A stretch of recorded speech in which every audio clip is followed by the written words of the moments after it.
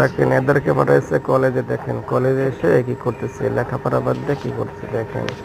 ভিডিওটা সবাই শেয়ার করে দিবেন, এই ভিডিওর জন্য ওনাদের বাপ মা দেখতে পারে।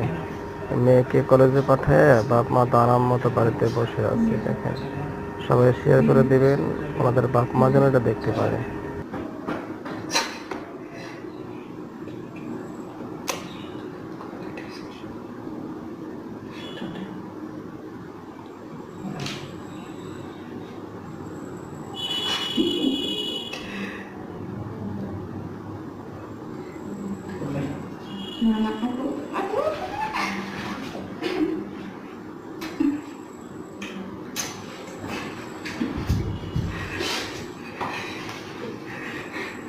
Sudah duduk di mana?